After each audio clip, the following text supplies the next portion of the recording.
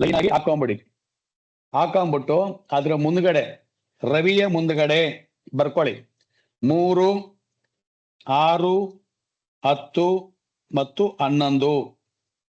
3, 6, 10, 11 ಈ ಮನೆಯಲ್ಲಿದ್ದಾಗ ರವಿ ಶುಭ ಫಲವನ್ನ ಕೊಡುತ್ತಾನೆ. ಚಂದ್ರನಿಗೆ ಬರ್ಕೊಳ್ಳಿ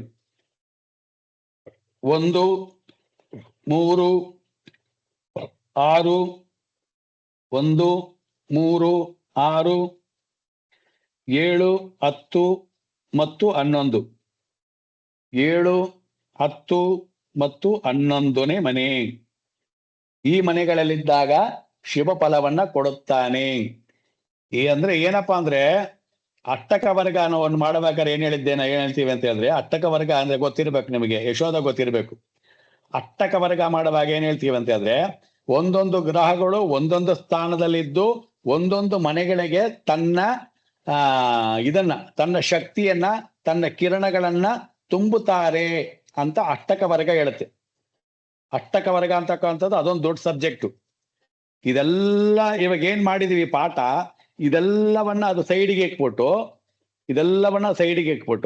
ಅದೊಂದೇ ಒಂದು ಸಬ್ಜೆಕ್ಟ್ ಅಷ್ಟಕ ವರ್ಗ ಅಂತ ತಗೊಂಡು, ಅಷ್ಟಕ ವರ್ಗದಲ್ಲಿ ಯಾವ್ಯಾವ ವರ್ಗಗಳು ಹೇಗಿದೆ, ಅಷ್ಟಕ ವರ್ಗ ಅಂದ್ರೆ 8 ವರ್ಗಗಳಿದಾವೆ.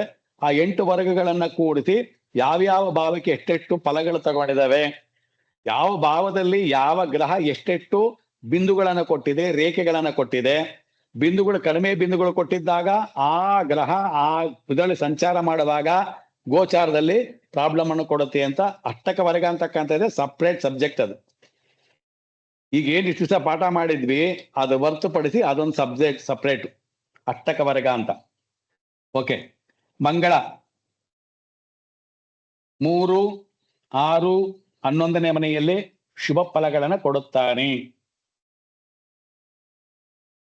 ಬುಧ 2, 4, 6, 8, 10 ಮತ್ತು 11ನೇ ಮನೆಯಲ್ಲಿ ಶುಭ ಫಲಗಳನ್ನು ಕೊಡುತ್ತಾನೆ. 2, 4, 6, 8, 10, 11ನೇ ಮನೆಯಲ್ಲಿ ಶುಭ ಫಲವನ್ನ ಕೊಡುತ್ತಾನೆ. ಗುರು ಬುಧ 8ನೇ ಮನೆಯಲ್ಲಿ ಶುಭ ಫಲ ಕೊಡುತ್ತಾನೆ. ಬುಧ 2, 4, 6, 8, 10ನೆಯ ಮನೆಯಲ್ಲಿ ಶುಭ ಫಲವನ್ನ ಕೊಡುತ್ತಾನೆ.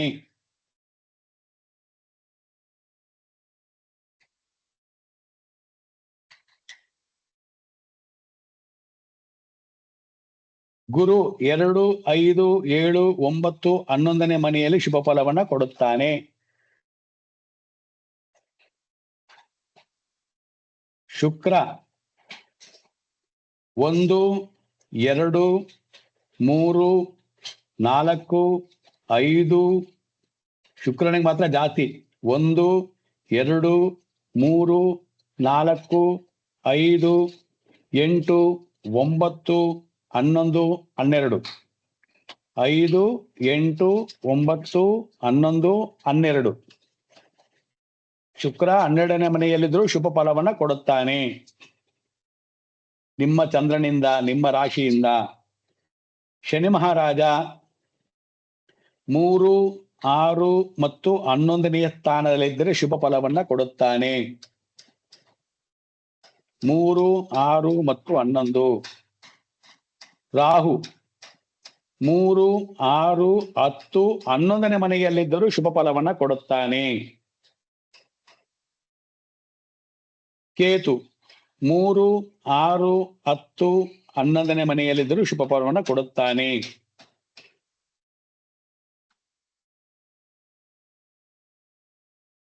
ಕೆಲವರಿಗೆ ಶನಿ ಮಹಾರಾಜನು ಅದು ನೋಡಿ, ರಾಹು ಕೇತು 3, 6, 10, 11. ಶನಿ ಮಹಾರಾಜ ಅದು ಅಭಿನು 3, 6, 10, 11. 3, 6, 10, 11 ಏನ್ ಸ್ಥಾನ ಅದು ಕರಿತೀವಿ?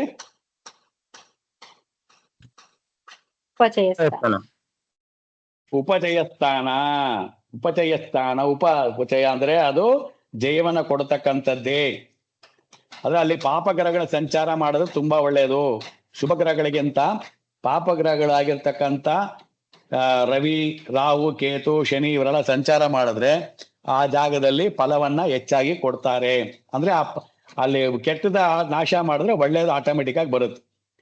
ಕೆಟ್ಟವ್ರನ್ನ ನಾವು ದೂರ ತಳ್ಳಿಬಿಟ್ರೆ ಮನೆ ಚೆನ್ನಾಗಿರುತ್ತೆ.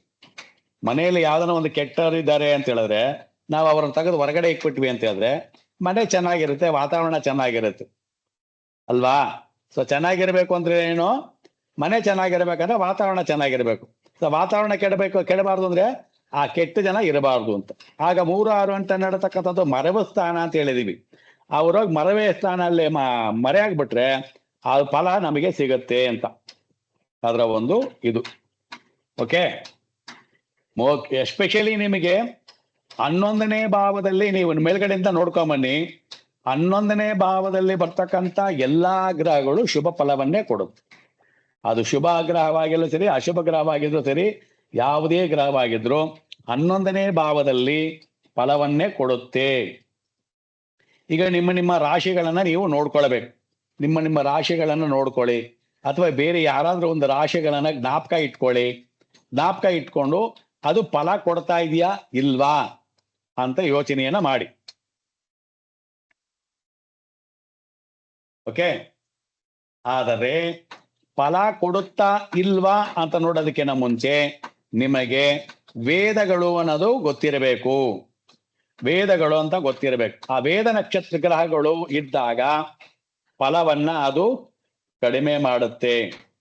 ಸೊ ಸೂರ್ಯನು ಜನನ ರಾಶಿಯಿಂದ 3, 6, 10 ಮತ್ತು 11ನೇ ಭಾವಗಳಲ್ಲಿ ಸಂಚರಿಸುವಾಗ ಶುಭ ಫಲವನ್ನ ನೀಡುತ್ತಾನೆ ಅನ್ನೋದು ರೂಲ್ಸು. ಆದರೆ ಆ ಕಾಲದಲ್ಲಿ ವೇದಸ್ಥಾನಗಳಲ್ಲಿ 5, 9, 4 ಮತ್ತು 12, 5, 9, 4 ಮತ್ತು 12ಗಳಲ್ಲಿ ಶನಿಯ ಹೊರತು ಅನ್ಯ ಗ್ರಹದ ಚಾರವಿರಬಾರದು. ನೋಡಿ, ಇದಕ್ಕೊಂದು ವೇದ, ಗೋಚಾರದಲ್ಲಿ ಒಂಥರ ವೇದಗಳನ್ನು ಹೇಳಿದ್ದಾರೆ. 5ನೇ ಸ್ಥಾನದಲ್ಲಿ ಆಗಿರ್ಲಿ, ಎಲ್ಲಿ ನಿಮ್ಮ ರಾಶಿಯಿಂದ ಸೂರ್ಯ 3, 6, 10 ಅನ್ನೋದು ನೋಡ್ಕೊಂಡ್ರಿ, ಆಯ್ತಾ? 3, 6, 10, 11 ನಿಮ್ಮ ರಾಶಿಯಿಂದ ನೋಡ್ಕೊಂಡ್ರಿ. ಅದೇ ತರ ಆ ಸೂರ್ಯನಿಂದನೂ 5, 9, 4 ಮತ್ತು 12ಗಳಲ್ಲಿ ಶನಿಯನ್ನು ಹೊರತುಪಡಿಸಿ ಬೇರೆ ಗ್ರಹಗಳು ಇರಬಾರ್ದು ಅಂತ ರೂಲ್ಸ್ ಹೇಳ್ತಾ ಇದೆ. ಇದು ಯಾರಿಗ ಅರ್ಥವಾಯ್ತು, ಯಾರಿಗ ಅರ್ಥವಾಗಿಲ್ಲ ಗೊತ್ತಾಗಿಲ್ಲ ನನಗೆ.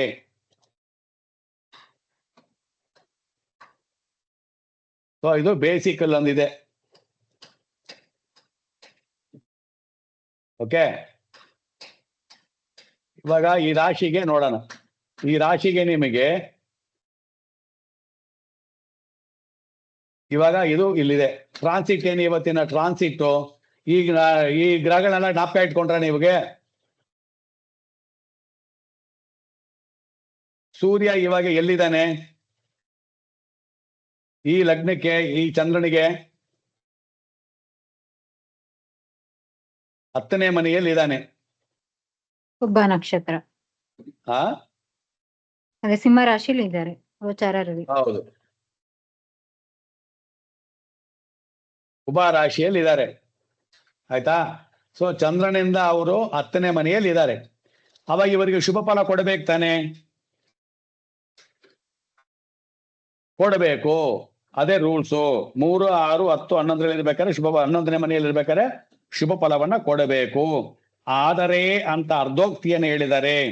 ವೇದಸ್ಥಾನಗಳಲ್ಲಿ ಸೂರ್ಯನಿಂದ 1, 2, 3, 4, 5ರಲ್ಲಿ, ಮತ್ತೆ 9ರಲ್ಲಿ, ಮತ್ತೆ 4ರಲ್ಲಿ, ಆಮೇಲೆ 12ರಲ್ಲಿ ಶನಿಯನ್ನ ಹೊರತು ಅನ್ಯ ಗ್ರಹದ ಚಾರವಿರಬಾರದು. ನೋಡಿ, ಇವಾಗ ಇದಕ್ಕೆ ಈ ಗೋಚಾರ ಫಲಗಳಿಗೆ ಏನಕ್ಕೆ ಮಿಸ್ಟೇಕ್ ಬರುತ್ತೆ ಅಂತ ಹೇಳಿದ್ರೆ, ವೇದವನ್ನ ಯಾರು ನೋಡಲ್ಲ, ವೇದ ಸ್ಥಾನವನ್ನ ಯಾರು ನೋಡಲ್ಲ. ನಾವೇನ್ ಮಾಡ್ಬಿಡ್ತೀವಿ, ಸಲೀಸಾಗಿ ಎಲ್ಲಾ ಜ್ಯೋತಿಷಿಗಳು ಹಿಂಗೆ ಮಾಡೋದು. ನಾವು ಅವ್ರು ಏನೋ ಕೇಳ್ತಾರೆ, ಅವಾಗ ನಾವು ಅವ್ರಿಗೆ ಏನ್ ಹೇಳ್ತೀವಿ, ನೋಡಪ್ಪ ಶನಿ ಚೇಂಜ್ ಆಗ್ತಾನೆ, ಸೂರ್ಯ ಚೇಂಜ್ ಆಗ್ತಾನೆ, ಗುರು ಚೇಂಜ್ ಆಗ್ತಾನೆ, ಈ ಕಾಲದಲ್ಲಿ ನೀನ್ ಇಂಥ ಕೆಲಸ ಮಾಡ್ಕೊಂಡ್ಬಿಡು, ಇಂಥ ಕೆಲಸ ಆಗತ್ತೆ ಅಂತ ಹೇಳ್ತೀವಿ. ಅಲ್ಲಿ ನಾವು ವೇದವನ್ನ ನೋಡಿರಲ್ಲ, ವೇದೆಯನ್ನ ನೋಡಿರಲ್ಲ. ಆ ವೇದೆಯನ್ನ ನೋಡಿದ್ರೆ ಏನ್ ಮಾಡ್ಬಿಡ್ತೀವಿ, ಫಲ ಆಗುತ್ತೆ ಅಂತ ಹೇಳ್ಬಿಡ್ತೀವಿ. ಅದು ಫಲ ಆಗಲ್ಲ. ಯಾಕಂದ್ರೆ ಆ ವೇದ ಸ್ಥಾನದಲ್ಲಿ ಇರ್ತಕ್ಕಂಥ ಗ್ರಹಗಳು ಫಲವನ್ನ ಕೊಡೋದಕ್ಕೆ ಬಿಡಲ್ಲ. ಅರ್ಥವಾಯ್ತಾ ಹೇಳಿದ್ದು? ಅರ್ಥ ಆಗಿಲ್ಲ? ಯಾರಿಗ ಅರ್ಥವಾಯಿತು, ಯಾರಿಗ ಅರ್ಥವಾಗಿಲ್ಲ?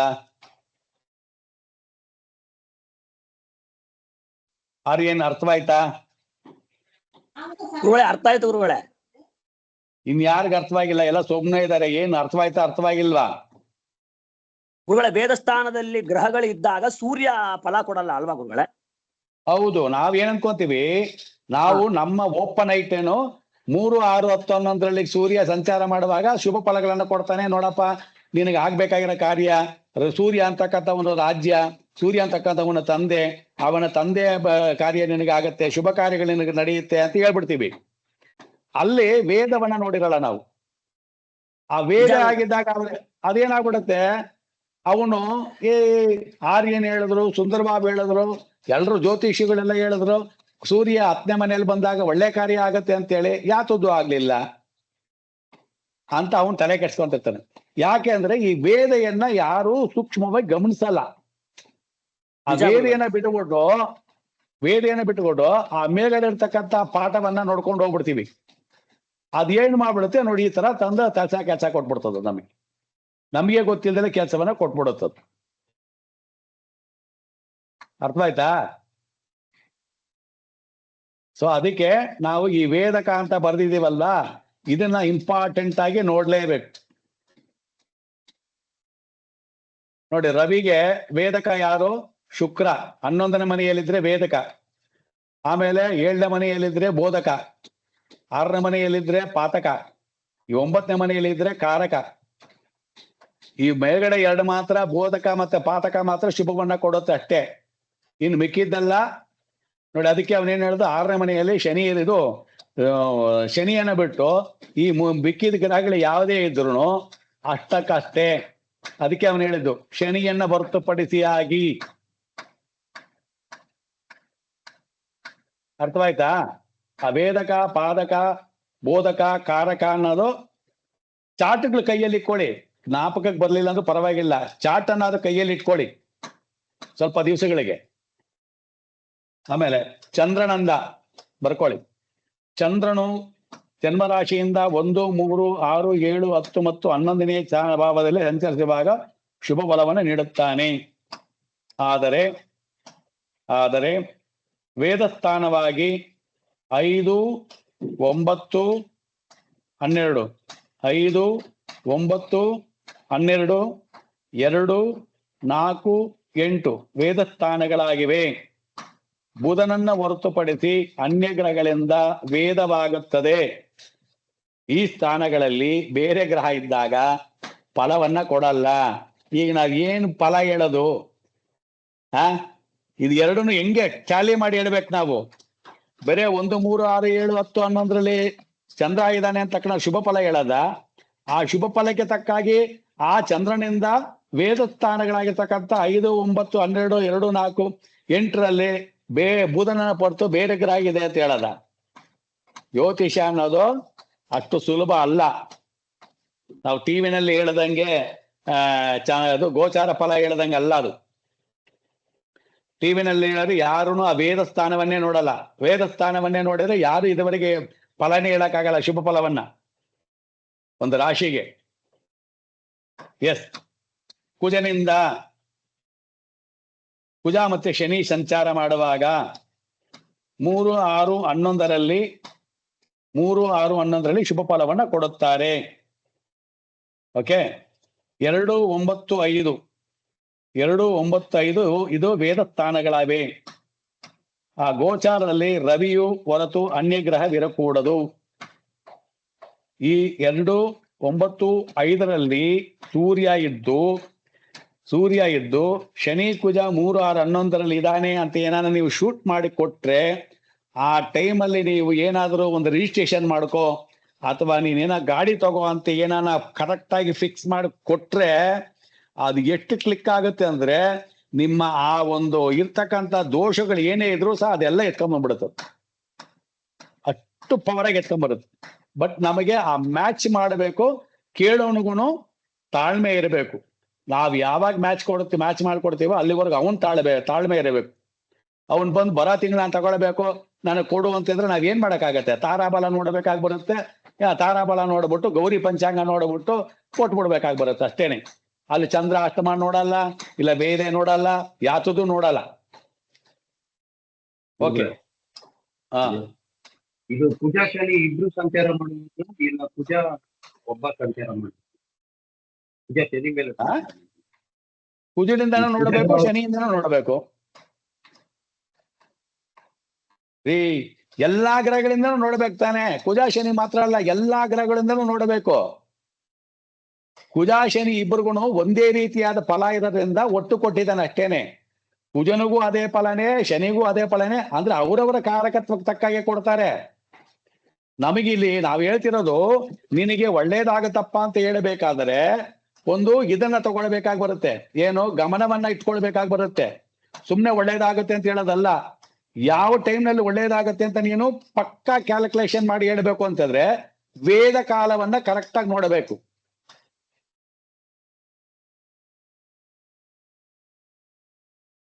ಓಕೆ. ಬುಧಚಾರ ಜನ್ಮರಾಶಿಯಿಂದ 2, 11, 9, 5, 7 ಶುಭ ಮೊದಲೇ ಬರ್ಸಿದೀವಿ. 12, 8, 10, 4 ಮತ್ತು 3 ಗ್ರಹ ಸ್ಥಿತ ವೇದ ಸ್ಥಾನಗಳಾಗಿರುತ್ತದೆ. ಅಲ್ಲಿ ಯಾವುದೇ ಗ್ರಹಗಳಿದ್ದರೂ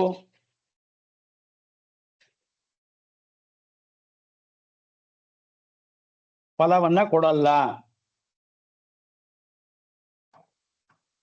ಗುರು ಇದ್ರೆ ಶುಕ್ರನಿಗೆ ಸಿಕ್ಕಾಬಟ್ಟೆ ಮನೆಗಳನ್ನ ಕೊಟ್ಬಿಟ್ಟಿದ್ದಾರೆ. ಏನೋ 1, 2, 3, 4, 5, 8, 11, 12 ಅಂತ ಎಲ್ಲ ಮನೆಗಳು ಶುಭವನ್ನ ಕೊಡುತ್ತೆ ಅಂತ ಕೊಟ್ಬಿಟ್ಟಿದೀವಿ. ಕೊಡುತ್ತಿದ್ದೆಲ್ಲ ಆಗತ್ತಾ ಅಂದ್ರೆ ವೇದ ಇದ್ದರೆ ಆಗಲ್ಲ. ಹಾಗಾದ್ರೆ ವೇದ ಗ್ರಹ ಯಾವುದು? ವೇದ ಫಲ ಯಾವುದು? 8, 7, 1, 10, 9, 5, 6, 11 ಮತ್ತು 3ನೇ ಭಾವಗಳಲ್ಲಿ ಗ್ರಹರಹಿತ ವೇದ ಸ್ಥಾನಗಳಾಗಿವೆ. ಗ್ರಹರಹಿತವಾಗಿರಬೇಕು, ಗ್ರಹಗಳಿರಬಾರ್ದು. ಗುರುಗೂ ಅಷ್ಟೇನೆ. ಗುರುವಿಗೂ ಬುಧನಿಗೆ ತರನೆ 12, 8, 10, 4, 3 ಅಲ್ಲೂ ಸಹ ಗ್ರಹರಹಿತವಾಗಿರಬಾರ್ದು, ಗ್ರಹ ಇರಬಾರ್ದು. ಅಲ್ಲಾದ್ರೂ ಒಂದು ಗ್ರಹಗಳನ್ನ ಬಿಟ್ಟಿದ್ರು, ಇಲ್ಲಿ ಯಾವ ಗ್ರಹಣ ಇರಬಾರ್ದು. ಈಗ ಇವಾಗ ನೋಡಿ ತಮ್ಮ, ಈಗ ಗುರು ಇವಾಗ ಎಲ್ಲಿದ್ದಾನೆ? ಇವಾಗ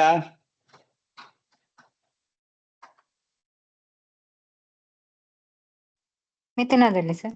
ಗುರು ಮಿಥುನದಲ್ಲಿ.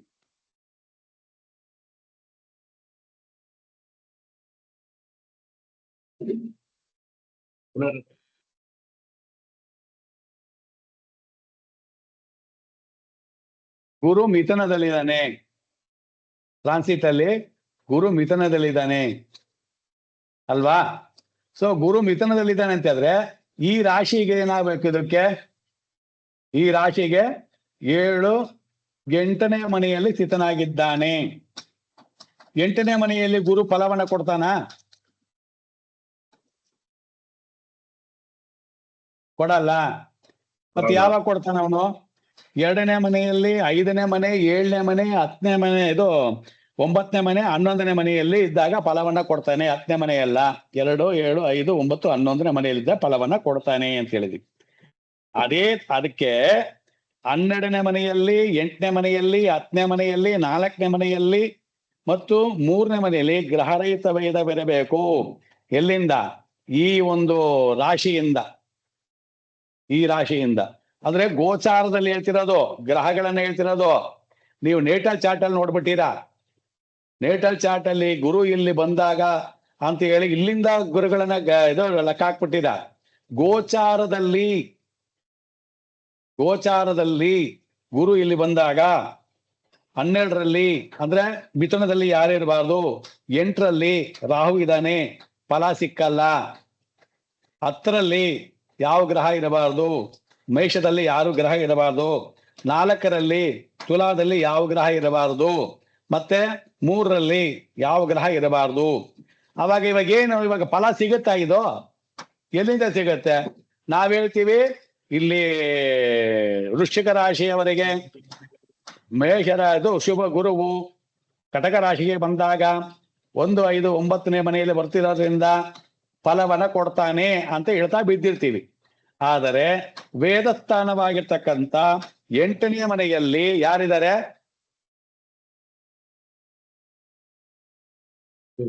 ಹೋಗುತ್ತೆ. ಈ ಹೇಳಿದ ತಕ್ಷಣ ಕೇಳಿದ ತಕ್ಷಣ ಹೇಳೋದಕ್ಕೆ ಏನ್ರಿ ನಿಮ್ಗೆ? 8ನೇ ಮನೆಯಲ್ಲಿ ಯಾರಿದ್ದಾರೆ ಅಂತ ತಲೆಯಲ್ಲೇ ಬರಲ್ವಾ ಪಂಚಾಂಗ ಗೋಚಾರಗಳು? ಬರೀರಿ ಅಂದ್ರು ಬರೆಯೋದು ಇಲ್ಲ, ಬರೀರಿ ಅಂತ ಬಡ್ಕೊಂಡ್ರು ಬರೆಯೋದು ಇಲ್ಲ, ಹೇಳ್ರಿ ಅಂದ್ರೆ ಅದು ಹೇಳಲ್ಲ. ಒಂದು ಗ್ರಹ ಅಲ್ಲಿ ಬರ್ತಿದೆ ಅಂತ ತಕ್ಷಣ ನಿಮ್ಮ ಇಮ್ಯಾಜಿನೇಷನ್ ಕಣ್ಣಿಗೆ ಹಂಗೆ ಮುಂದ್ಗಡೆ ಬರಬೇಕು, ಯಾವ್ಯಾವ ಗ್ರಹಗಳು ಎಲ್ಲೆಲ್ಲಿ ಇದಾವೆ ಅಂತ. ಆವಾಗ ರಾಹು ಒಂದು ಇದ್ದಾನೆ, ರಾಹು 8ನೇ ಮನೆಯಲ್ಲಿ ಇರೋದ್ರಿಂದ ಈ ಒಂದು ರಾಶಿಗೆ ಅಷ್ಟು ಫಲ ಇಲ್ಲ. 4ನೇ ಮನೆಯಲ್ಲಿ ಕುಜಾನು ಚೇಂಜ್ ಆಗ್ತಾನೆ, ಯಾಕಂದ್ರೆ ಅವನು ಗೋಚಾರದಲ್ಲಿರೋದ್ರಿಂದ ಅವನು ಚೇಂಜ್ ಆಗ್ತಾನೆ. ಆದರೆ 8ನೇ ಮನೆಯಲ್ಲಿ ರಾಹು ಇರೋದು ಅಷ್ಟು ಒಳ್ಳೆಯದಲ್ಲ. ಅರ್ಥವಾಯ್ತಾ? ಇಲ್ಲಿ ನಾವೇನಂತ ಹೇಳ್ಕೊಂಡು ಕೂತ್ಕೊಂಡಿರ್ತೀವಿ, ಇದು ವೃಶ್ಚಿಕ ರಾಶಿಯವರಿಗೆ ನಾವೆಲ್ಲ ಟಿವಿನಲ್ಲಿ ನಾವು ಪೇಪರ್ ಅಲ್ಲಿ ಎಲ್ಲ ಹೇಳ್ತಾ ಬಿದ್ದಿರ್ತೀವಿ, ನಿಮಗೆ ಶುಭ ಫಲ ಖಂಡಿತ, ನಿಮ್ಮ ಮುಂದೆಯಿಂದ ನೀವು ಆಹಾ ಆಗ್ತೀರಾ ಊಹು ಆಗ್ತೀರಾ ಅಂತ ಹೇಳ್ತಾ ಬಿದ್ದಿರ್ತೀವಿ. ಅಲ್ಲಿ ಗುರು ಇವಾಗ ಏನ್ ಮಾಡ್ತಾನ ಅವನು? ಫಲ ಕೊಡ್ತಾನ ಅವನು? ಕೊಡಲ್ಲ. ಅದನ್ನೇ ಹೇಳಿದ್ದು, ಇದನ್ನೇ ಜ್ಯೋತಿಷಿಗಳು ಫಾಲೋ ಮಾಡ್ಬೇಕು. ನಮ್ಮ ಜ್ಯೋತಿಷಿಗಳು ಯಾರು ಇದನ್ನ ಫಾಲೋ ಮಾಡ್ತಾ ಇಲ್ಲ. ನಿಜ ಗುರುಗಳೇ. ಬೆಳಗ್ಗೆ ಎದ್ದು ಟಿವಿ ಆನ್ ಮಾಡ್ಬಿಟ್ರೆ ಅವ್ರವ್ರಿಗೆ ಹೇಳ್ತಾ ಇರೋದೆ ಅವ್ರವ್ರ ಪಾಡಿಗೆ ಅವ್ರವ್ರು ಹೇಳ್ತಾ ಇರೋದೆ. ಯಾರು ಕೇಳಕ್ಕಾಗತ್ತೆ? ಇವಾಗ ನೀನ್ ಹೇಳಿ ಸರಿಯಿಲ್ಲ ಅಂತ ಇವಾಗ ಕೇಳಕ್ಕಾಯ್ತದೆ ಯಾರಾದ್ರೂ? ಯಾರು ಕೇಳಕ್ಕಾಗಲ್ಲ ಗುರುಗಳೇ, ಯಾರು ಕೇಳಲ್ಲ ಅಂತ ಗೊತ್ತು, ಅದಕ್ಕೆ ಅವ್ರು ಹೇಳ್ತಾ